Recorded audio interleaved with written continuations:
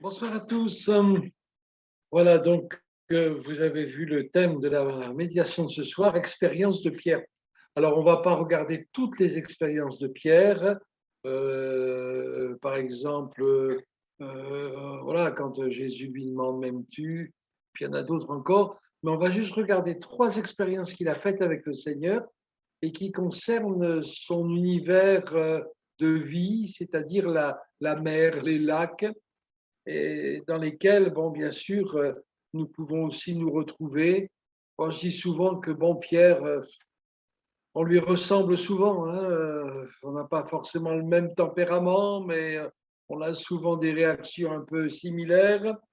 Et puis, on a besoin, de toute façon, comme lui en avait besoin, du Seigneur, de son action dans nos vies, de le connaître mieux, de savoir qu'il prend soin de nous, de le laisser agir, de le laisser conduire nos chemins.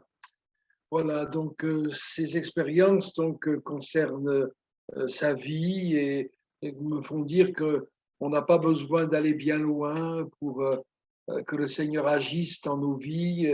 Il est là où nous sommes, dans les contextes où nous sommes, dans les pensées qui peuvent être les nôtres, les sentiments qui peuvent passer dans nos cœurs, qui peuvent nous déstabiliser parfois. Seigneur, viens vraiment là où nous sommes, comme il est venu là où se trouvait Pierre. Et je ne sais plus si c'est ici que je disais dernièrement, que j'aime beaucoup ces textes où il est dit que quand Jésus eut cessé de parler, mais il a agi. Et c'est ce qu'il fait. Merci Seigneur pour sa parole, merci pour tout ce qu'elle nous rapporte, merci pour tout ce qu'elle nous apprend, merci pour les transformations qu'elle opère en nous, merci pour la révélation de Jésus qu'elle nous donne. Et c'est super, mais c'est vrai que ça ne reste pas sur le plan intellectuel, ça ne reste même pas sur le plan émotionnel, bien que ça soit très important, mais ça se concrétise dans notre vie de chaque jour. Alors la première expérience, nous la trouvons dans l'évangile de Luc au chapitre 5, les 11 premiers versets. Comme Jésus se trouvait auprès du lac de Génézareth et que la foule se pressait autour de lui pour entendre la parole de Dieu, il vit au bord du lac deux barques d'où les pêcheurs étaient descendus pour laver leurs filets. Il monta dans l'une de ces barques qui était à Simon et il le pria de s'éloigner un peu de terre. Puis il s'assit et de la barque il enseignait la foule. Lorsqu'il eut cessé de parler, il dit à Simon, avance en pleine eau et jetez vos filets pour pêcher. Simon lui répondit, Maître, nous avons travaillé toute la nuit sans rien prendre, mais sur ta parole, je jetterai le filet. L'ayant jeté, ils prirent une grande quantité de poissons et leur filet se rompait. Ils vinrent et ils remplirent les deux barques, au point qu'elles enfonçaient. Quand il vit cela, Simon-Pierre tomba aux genoux de Jésus et dit, Seigneur, retire-toi de moi parce que je suis un homme pécheur. Car l'épouvante l'avait saisi, lui et tous ceux qui étaient avec lui, à cause de la pêche qu'ils avaient faite. Il en était de même de Jacques et de Jean, fils de Zébédée, les associés de Simon. Alors Jésus dit à Simon, ne crains point, désormais tu seras pêcheur d'hommes. Et ayant ramené les barques à terre, ils laissèrent tout et le suivirent. Amen. C'est la première rencontre que Pierre fait avec Jésus et cela va bien sûr bouleverser sa vie comme notre rencontre avec Jésus a bouleversé la nôtre, où il y aurait beaucoup, beaucoup de choses à dire sur ce texte, mais j'ai relevé simplement quelques points. D'abord, son contact avec Jésus lui fait prendre conscience d'une réalité qui lui avait pas, qui n'était pas montée à sa conscience, justement, c'est qu'il est pécheur. Retire-toi de moi, je suis un homme pécheur. Et c'est vrai que, comme on le dit souvent, les expériences bénies que nous faisons avec Jésus ne vont pas nous amener à l'orgueil. Vous avez vu, hein, Jésus, ce qu'il a fait pour moi, vous avez vu, oui, on peut le dire, mais pas dans le sens où c'est moi et c'est parce que c'est moi que Jésus a agi. Non, les expériences que nous faisons avec Jésus nous nous font prendre conscience de sa grandeur à lui et du fait que eh bien, nous sommes loin d'être méritants de quoi que ce soit de sa part. Retire-toi de moi, je suis un homme pécheur. C'est ce que nous avons compris aussi le jour où l'Évangile a frappé notre cœur, que tout le monde ne va pas au ciel, malgré certaines chansons ou certains poèmes, mais que c'est une grâce et une bénédiction que de pouvoir être sur le chemin de la vie éternelle. Alléluia. Seigneur nous le fait comprendre, pardon, en nous bénissant, en nous comblant de ses grâces. Il nous le fait comprendre, bien sûr, par sa parole. Et merci, Seigneur, pour ta parole dans laquelle nous découvrons encore des choses nouvelles, même des textes que nous avons lus des dizaines ou des centaines de fois. Eh bien, il nous apporte encore quelque chose. Il nous le fait comprendre aussi, bien sûr, par son esprit qui vient nous convaincre. Seigneur, convainc-moi encore. Seigneur, que je ne me trompe pas sur moi-même, que je ne me trompe pas sur la façon dont tu me vois, toi. Dis-moi comment tu me vois. Et quand plus tard, eh bien, Jésus justement posera la question à Pierre, Pierre, m'aimes-tu? Eh bien, il devra aussi reconnaître qu'il a besoin de grandir dans cet amour pour son Seigneur. Et bon, il est tout tremblant. Et le Seigneur lui dit une parole que nous trouvons plusieurs fois dans l'Évangile et que nous aimons et que nous trouvons pas seulement dans l'Évangile, mais dans la parole de Dieu bien des fois et que nous aimons prendre à notre compte. Il lui dit ne crains point, ne crains point. Peut-être que ce soir, quelqu'un qui partage ces moments avec nous est dans la crainte pour certaines raisons, quelle qu'en soit la raison. Le Seigneur te dit, mon frère, ma sœur, mon ami, ne crains point. Ne crains point parce que je suis avec toi. Ne crains point parce que j'ai des projets pour toi. Est-ce que Pierre comprenait pleinement, je ne pense pas, ce que cela voulait dire? Désormais, tu seras pêcheur d'hommes.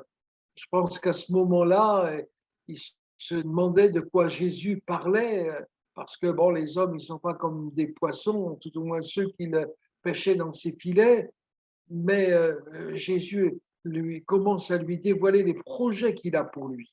Et c'est pour cela que nous pouvons ne pas craindre, en nous rappelant que nos projets sont entre les mains du Seigneur et que les projets qu'il a pour nous, ils sont bons, ils sont même parfaits, ils correspondent à nos personnes et ils correspondent au, au plan que le Seigneur a pour chacun d'entre nous, à la tâche qu'il veut nous confier et à l'équipement qu'il veut nous donner. Amen. La deuxième expérience, c'est dans l'évangile de Matthieu, chapitre 14, versets 22 à 33. Bon, à chaque fois, je lis les textes en entier parce que ça nous rappelle les contextes. Aussitôt après, il obligea les disciples à monter dans la barque et à passer avant lui de l'autre côté, pendant qu'il renverrait la foule. Quand il l'eut renvoyé, il monta sur la montagne pour prier à l'écart. Et comme le soir était venu, il était là seul. La barque, déjà au milieu de la mer, était battue par les flots, car le vent était contraire. À la 4e veille de la nuit, Jésus alla vers eux, marchant sur la mer. Quand les disciples le virent marcher sur la mer, ils furent troublés et dirent « C'est un fantôme !» Et dans leur frayeur, ils poussèrent des cris. Jésus leur dit aussitôt « Rassurez-vous, c'est moi, n'ayez pas peur. » Vous voyez encore la même notion, n'ayez pas peur. Pierre lui répondit, Seigneur, si c'est toi, ordonne que j'aille vers toi sur les eaux. Et il dit, viens Pierre, viens. Pardon. Il dit, viens. Pierre sortit de la barque et marcha sur les eaux pour aller vers Jésus. Mais voyant que le vent était fort, il eut peur et comme il commençait à enfoncer, il s'écria, Seigneur, sauve-moi. Aussitôt Jésus étendit la main, le saisit et lui dit, homme de peu de foi, pourquoi as-tu douté? Et ils montèrent dans la barque et le vent cessa. Ceux qui étaient dans la barque vinrent se prosterner devant Jésus et dire, tu es véritablement le Fils de Dieu. Amen. Cette deuxième expérience, bon, il marche avec Jésus déjà depuis quelque temps, mais va lui permettre, comment dire, de réaliser qu'il peut recevoir la vie de Jésus en lui et de marcher là où Jésus marche et de faire ce que Jésus fait. C'est fou ça, hein. Le Seigneur dit que nous ferons les œuvres qu'il a faites et que nous en ferons même de plus grandes. Bon, il explique pourquoi, hein, parce qu'il s'en va au ciel et que bon, il nous donne le Saint-Esprit qui n'est pas limité à une époque ou à un point géographique. Mais voilà, il peut recevoir comme nous aussi, nous avons reçu la vie de Jésus en nous, et comme nous pouvons manifester cette vie dans les circonstances que nous traversons, dans les besoins que nous rencontrons autour de nous. Là, la barque est battue par les flots. Il faut reconnaître, bon, tout à l'heure, nous avons partagé quelques-uns des sujets de prière qui sont qui montrent les besoins qui sont dans notre Église et uniquement dans notre Église, alors que dans le monde entier, il y a pas mal aussi d'églises. Et il faut reconnaître que cette vie, ben, elle est souvent ballottée, battue par les flots, notre vie. Et quand Jésus vient vers les disciples, il dit, rassurez-vous, c'est moi, n'ayez pas peur. Je prends souvent l'image d'un gamin, bon, on parlait tout à l'heure de manifestations de racisme ou autre dans une école ou une autre, mais quand le papa vient pour chercher son enfant à la sortie de l'école, eh bien même si on le menace, même si on lui a dit des méchancetés, même si on a envie de le taper, et il vient se réfugier vers son papa et il est rassuré, il n'a plus peur. Eh bien nous pouvons venir nous réfugier vers notre Papa céleste et dire, eh bien non, je n'ai plus peur. Je suis rassuré parce qu'auprès de lui, je suis en sécurité, parce qu'auprès de lui, en lui, j'ai un défenseur, en lui, j'ai quelqu'un qui prend soin de moi et qui prend soin de ceux qui me veulent du mal, de celui, le diable, qui me veut du mal, et des circonstances peut-être qui me veulent du mal. Rassurez-vous, c'est moi, n'ayez pas peur. Comme il dit à la veuve de Naïn, ne pleure plus. Ah oui, c'est pas possible dans sa situation, mais il sait qu'il va lui rendre son fils quand il dit à ses disciples, la paix soit avec vous.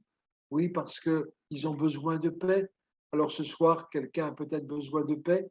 Eh bien, rappelle-toi qui est Jésus pour toi et rappelle-toi que tu as sa vie en toi et que tu peux affronter les difficultés comme lui les a affrontées et que tu peux marcher sur ces eaux battues par, par la tempête, pardon, comme lui-même, il a marché comme Pierre, il a marché. Et quelque part, le Seigneur te dit peut-être, et sans doute même ce soir, allez, viens, c'est moi. Tu peux le faire en gardant les yeux fixés sur moi. Tu peux le faire. C'est vrai que les choses que tu traverses sont impressionnantes. C'est vrai que la difficulté semble immense et insoluble, mais c'est moi, alors viens vers moi, viens. Et Pierre est allé vers Jésus. La puissance de Dieu était là dans sa vie. Le Seigneur n'a pas fait de toi une marionnette, un pantin, mais il a fait de toi son enfant. Il nous a donné à chacun sa nature. Il nous a donné à chacun sa force. Il nous a donné à chacun sa vision des choses. Alors sans fanfaronner, Pierre n'avait pas à fanfaronner parce que dès qu'il a quitté Jésus des yeux, il s'est enfoncé dans les eaux. Mais même si tu as l'impression que tu n'as pas su saisir la grâce de Dieu, que tu n'as pas su saisir la puissance de Dieu dans ta faiblesse, eh bien, Jésus ne l'a pas laissé s'enfoncer dans les eaux. Ah, il aurait pu lui dire, j'aime bien un peu mimer hein, ce qui aurait pu se passer. Ah ouais, ben écoute, t'avais qu'à rester fixé sur moi, hein. T'avais qu'à ne pas douter. Ah ben maintenant, débrouille-toi. Non, non. Aussitôt que, que Pierre lui a dit, Seigneur, sauve-moi, Jésus l'a saisi par la main et puis il l'a sorti de la noyade. Après, bon, il lui a apporté la leçon qu'il avait besoin d'apprendre. Mais le Seigneur vient nous secourir, il vient te secourir. Alléluia. Et la puissance de Dieu, elle n'est plus extérieure, comme la première fois où Pierre a rencontré Jésus, mais elle est intérieure, elle est personnelle, elle fait partie de notre vie, elle fait partie de ta vie, mon frère, ma sœur. Et puis la troisième expérience que j'ai relevée et qui concerne la mer, c'est dans Jean chapitre 21, les 8 premiers versets. Après cela, Jésus se montra encore aux disciples sur les bords de la mer de Tibériade, et voici de quelle manière il se montra. Simon-Pierre, Thomas, appelé Didyme, Nathanaël de Cana en Galilée, les fils de Zébédée et deux autres disciples de Jésus étaient ensemble. Simon-Pierre leur dit, « Je vais pêcher. » Ils lui dirent, « Nous allons aussi avec toi. » Ils sortirent et montèrent dans une barque, et cette nuit-là, ils ne prirent rien. Le matin étant venu, Jésus se trouva sur le rivage, mais les disciples ne savaient pas que c'était Jésus. Jésus leur dit, « Enfants, n'avez-vous rien à manger ?» Ils lui répondirent non. Il dit, jetez le filet du côté droit de la barque, et vous trouverez. Ils jetèrent donc, et ils ne pouvaient plus le retirer à cause de la grande quantité de poissons. Alors le disciple que Jésus aimait, c'est-à-dire Jean, dit à Pierre, c'est le Seigneur. Et Simon-Pierre, dès qu'il eut entendu que c'était le Seigneur, mit son vêtement et sa ceinture, car il était nu, et se jeta dans la mer. Les autres disciples vinrent avec la barque, tirant le filet plein de poissons, car ils n'étaient éloignés de terre que d'environ 200 coudées. Amen, c'est-à-dire une centaine de mètres. Voilà, la troisième expérience, se jeter à l'eau. Accepter de se jeter à l'eau. Les disciples, là, sont comme découragés parce que leur maître est mort, ils n'avaient pas tout compris, ils n'avaient pas compris que Jésus devait mourir, mais qu'il devait aussi ressusciter. Alors Pierre, il dit, ben, je vais pêcher. Et vous savez que souvent, malheureusement, le découragement est comment dire, est communicatif, il est contagieux. Et alors les autres disaient, bon, on va avec toi aussi. On va retourner à notre ancienne vie, on va retourner à nos occupations, on va retourner à ce qui fait ce qui nous apporte la subsistance nécessaire. Pourtant, Jésus avait dit à Pierre, tu seras pêcheur d'hommes. Et lui, il retourne pêcher les poissons. Je ne le montre pas du doigt. Hein, voilà, on peut se mettre à sa place, bien sûr. Mais voilà, il y a Jean, le disciple qui aime s'appeler lui-même le disciple que Jésus aimait. Et Jésus aimait tous les disciples, comme il nous aime tous, quelles que soient nos victoires ou nos défaites, quelle que soit notre promptitude à lui dire oui, ou alors notre réticence parfois. Le Seigneur nous aime tous de la même manière. Alors Jean, il dit, c'est le Seigneur. Il reconnaît la main du Seigneur. Et à ce moment-là, eh bien, Pierre, voilà, il est bouleversé une nouvelle fois. Et il met son vêtement parce qu'il était nu. Et c'est vrai que là encore, hein, quand on vient devant le Seigneur, bon, Didier, je ne sais plus quand, disait est-ce que c'est un péché que de prier quand on est tout nu? Ben, on est capable, comme il le disait, hein, on a bien la liberté de prier quand on est sous la douche, par exemple, ou de chanter sa gloire. Mais là, c'est pas pareil. Voilà, bon, c'est Jésus, je ne peux pas rester comme je suis.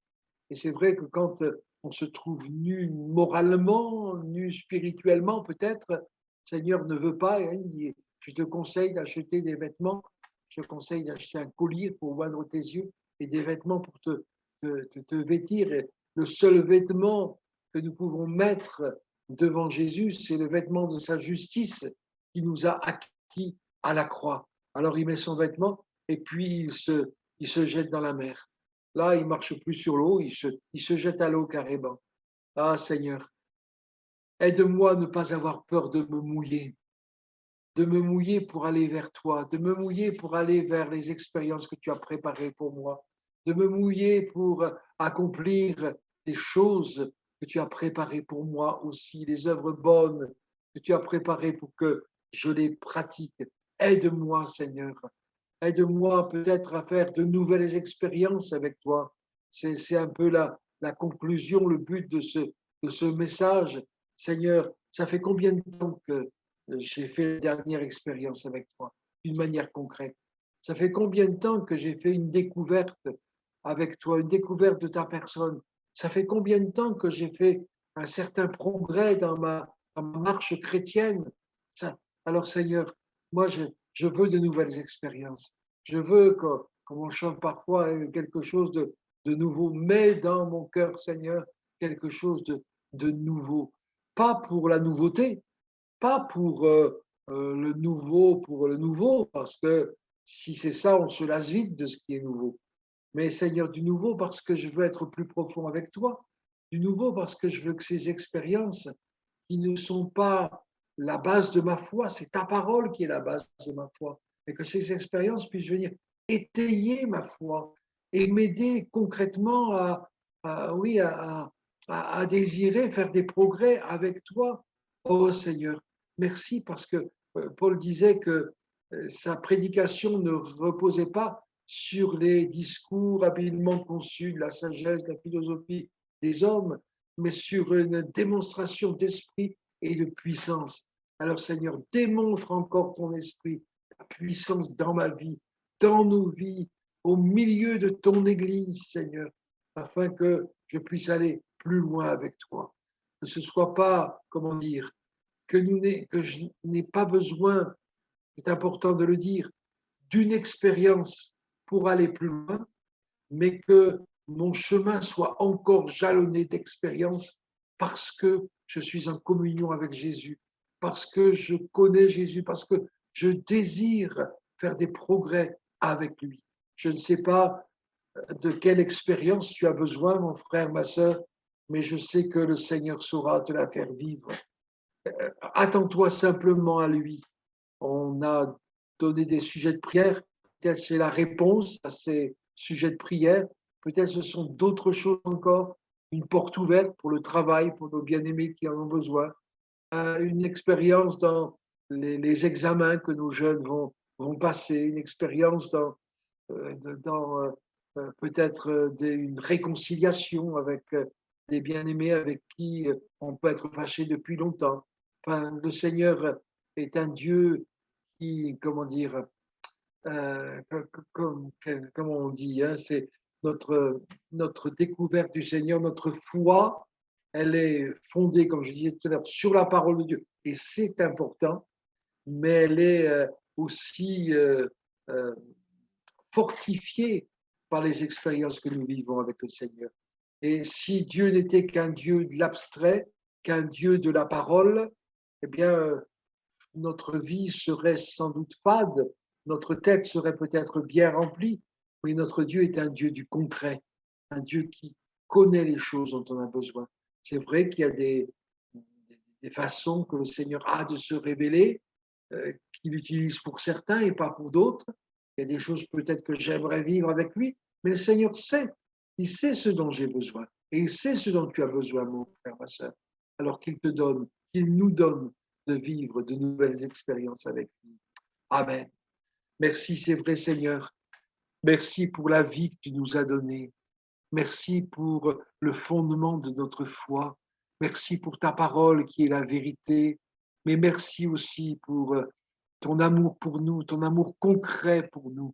Il a été tellement concret que tu as donné ta vie pour que tes bénédictions puissent être notre partage, pour que ta vie puisse être à nous, pour que nous ayons la vie éternelle, le pardon de nos péchés.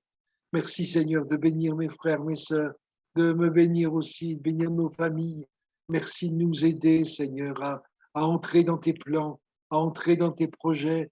Merci de nous aider à voir aussi les, les bénédictions que tu nous accordes, les richesses que tu nous donnes en partage, peut-être ta protection dans une circonstance ou une autre. Seigneur, bénis celui ou celle qui se sent inutile, celui ou celle qui se sent malheureux, Seigneur, celui ou celle qui a l'impression de faire du surplace. Oh Jésus, nous voulons t'honorer, nous voulons t'aimer de plus en plus. Nous ne voulons pas que notre amour se refroidisse, mais qu'il grandisse pour toi, toi qui nous as aimés jusqu'à la mort. Merci Seigneur, merci Merci pour tous ces sujets que nous avons partagés. Tu connais les uns et les autres. Tu es capable, tu es le Dieu de la vie, tu es le Dieu qui sauve. Et tu sauves, s'il te plaît, ceux qui s'approchent de toi. Tu es le Dieu qui guérit et tu guéris, s'il te plaît, celui, celle qui en a besoin. Tu connais Betty, tu connais Evelyne, c'est vrai. Tu connais les enfants, Seigneur, dans leur contexte. Tu les bénis, Jésus, alléluia. Jocelyne pour ses yeux et d'autres encore. Tu connais les besoins de travail, tu connais les besoins, Seigneur, dans tous les domaines.